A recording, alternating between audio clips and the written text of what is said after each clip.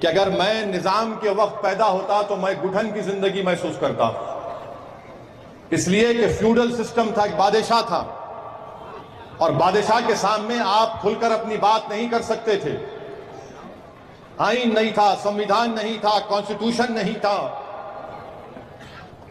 मुल्क आजाद हुआ, आईन बना, और फिर उस आईन ने हमको इस बात का हक दिया कि हम अपने पसंद की बात कर सकें। अब ये बीजेपी ये कहती है कि ओवैसी को ले जाकर मिलाते हैं निजाम से और रजाकार से।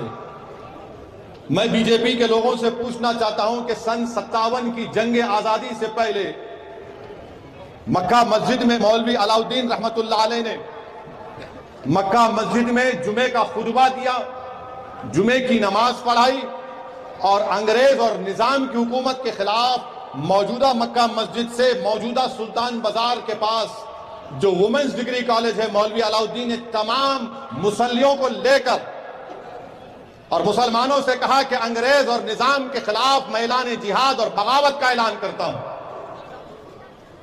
मकसद क्या था मौलवी अलाउद्दीन का? कि इस मुल्क को आजाद किया जाए निजाम की हुकूमत से और अंग्रेजों से। तो उस वक्त भी भारत का, हिंदुस्तान का तस्वुर मौलवी अलाउद्दीन के दिलो दिमाग में था, हमारे बुजुर्गों के दिलो दिमाग में था। वो इस मुल्क को आजाद देखना चाहते थे, और नतीजा क्या निकला कि मौलवी अलाउद्दीन को अंग्रेजों ने गिरफ्तार किया।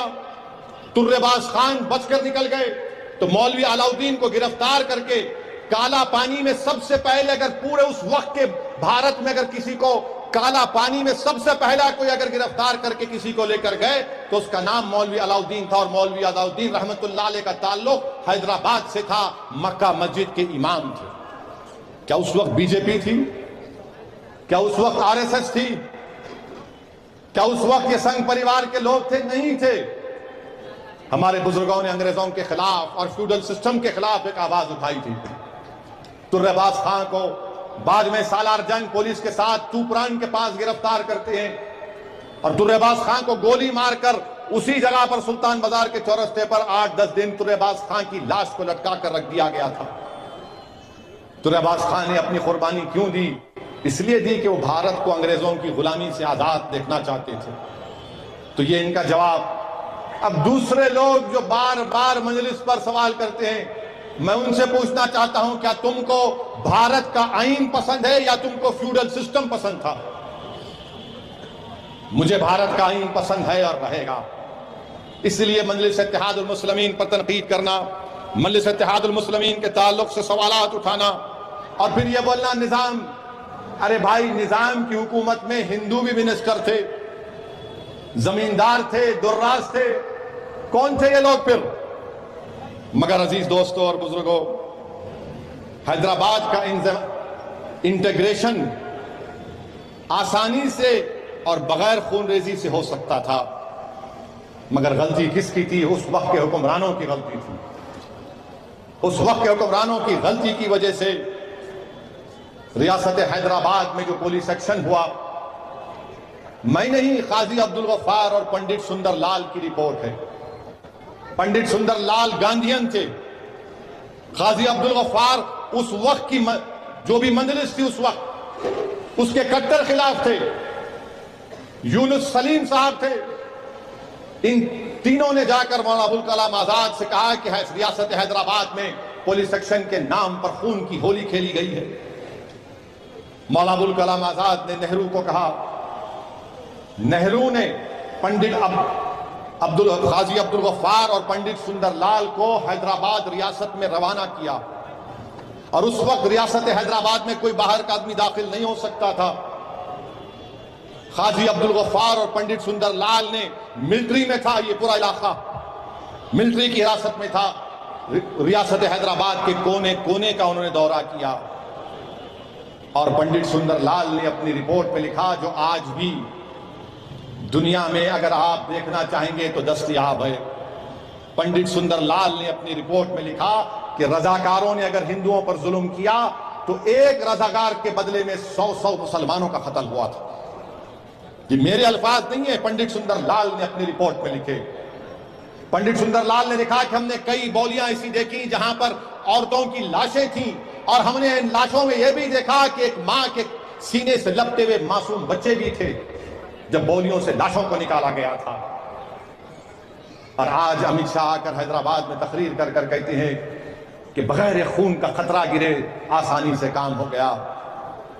अमित शाह, आप झूठ कह रहे हैं। जिस तरह पंडित नेहरू ने 18 सितंबर 1948 में ऑल इंडिया रेडियो से अपने खिताब में झूठ कहा था कि बगैर खून का खतरा गिरे सब चीज आसानी से हो गई। पंडित सुंदरलाल की रिपोर्ट नेहरू की झूठ को साबित करती है। पंडित सुंदरलाल की रिपोर्ट मौजूदा होम मिनिस्टर अमित शाह के झूठ को साबित करती है।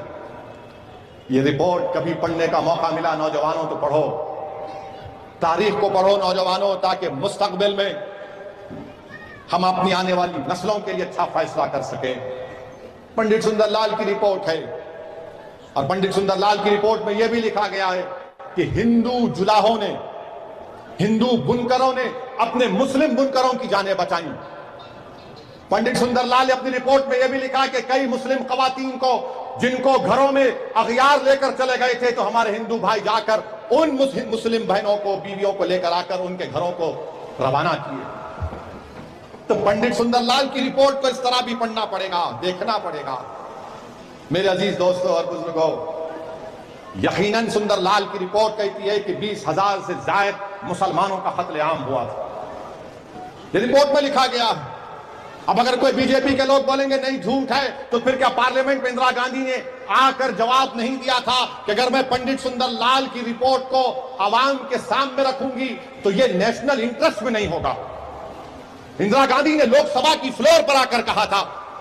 और क्यों कहा था कि यूनुस साहब एक मैगजीन को, एक इंटरव्यू में उसका जिक्र किए थे पंडित सुंदरलाल का। हां, ये बात सच है कि सरदार पटेल ने सुंदरलाल की रिपोर्ट को नहीं माना और कहा कि आपने कैसा लिखा, ये सब बातें मैं इसको नहीं मानता हूं। मगर सुंदरलाल ने और काजी अब्दुल गफ्फार ने अपनी फाइंडिंग्स में, बल्कि एक बड़ी रिपोर्ट है, मेरे पास इतना वक्त नहीं है कि उन तमाम बातों को आपके सामने रख सकूं। मेरे अजीज दोस्तों और बुजुर्गों, यकीनन निजाम के कंट्रीब्यूशन को कोई डिनाई नहीं कर सकता, मगर फ्यूडल सिस्टम था, बादशाह था, जमहूरियत नहीं थी। मगर निजाम ने जो उस वक्त हैदराबाद के लिए काम किया, ये पुराना एयरपोर्ट, ये गंडीपेट, हिमायत सागर, मंदिरों को निजाम ने जागीरें दी थी। खम्मम की मशहूर मंदिर को निजाम ने इंतजाम किया था। ये बंद कर दीजिए झुंझुने को।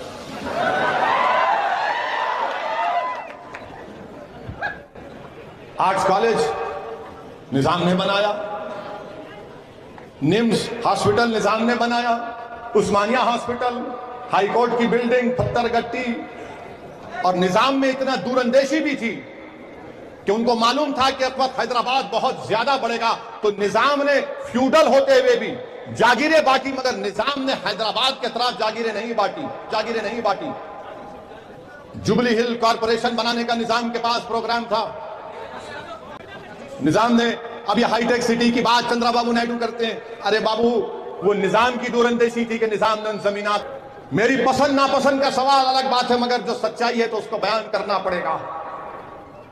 अब जो लोग मजलिस के फैसलों पर तनकीद करते हैं, मैं तो सिर्फ उनसे इतना ही कहूंगा, और जो हमको इल्जाम लगाते ये रजाकार है, बीजेपी बोलती है ओवैसी रजाकारों से इसका ताल्लुक है, वो कांग्रेस का चेपीदी बोलता है निजाम है। अरे इन्हों हम निजाम, हम रजाकार, और आप क्या है, दूध के धुले हुए हैं। तेलंगाना में बीजेपी की बंडी में पंचर पड़ चुका है, बंडी में पंचर हो गया, तब इन्हों परेशान नहीं हो। असदुद्दीन ओवैसी को बोलो, मजलिस को बोलो, मैं चैलेंज करके आज पूछ रहा हूं, मेरी जमात का नाम कुल हिंद मजलिस इत्तेहादुल मुस्लिमीन है, बताओ उस वक्त की जमात का नाम क्या था, बताओ क्या नाम था, बताओ, तुम बता सकते हो उस वक्त क्या नाम था? नहीं बताओगे। मजलिस इत्तेहादुल मुस्लिमीन नाम रखा अब्दुल वाहिद ओवैसी ने, नाम कुछ लंबा चौड़ा नाम था, लंबा चौड़ा नाम था, यह नाम नहीं था। अरे जो रजाकार हमको बुलाते रे बाबू, जो रजाकार थे वो पाकिस्तान चले गए, जो वफादार थे वो तुम्हारे सामने सीना तान कर अपने हक की लड़ाई लड़ रहे हैं। जो रजाकार थे वो भाग गए, जो वफादार है वो ठहरे हुए हैं। तुम मॉब लिंचिंग कर रहे हो, मर रहे हो, मगर जमीन नहीं छोड़ रहे हैं। जो वफादार थे ठहरे हुए हैं। हार कर समझता है कि वफादार डर कर वतन को छोड़ देंगे। अरे जो वफादार है तो वतन को छोड़ने वाले नहीं है। तुम कितना भी जुल्म कर लो, तुम्हारे बंदूक की गोलियां खत्म हो जाएंगी, तुम्हारी जेलें खत्म हो भर जाएंगी, मगर हम अब वतन से वफादार थे और अपनी लड़ाई लड़ेंगे। कमजोरी के मजारे हम नहीं करेंगे। यही काम, यही सबक हमको हमारे मजलिस इत्तेहादुल मुस्लिमीन के बुजुर्गों ने हमको सिखाया।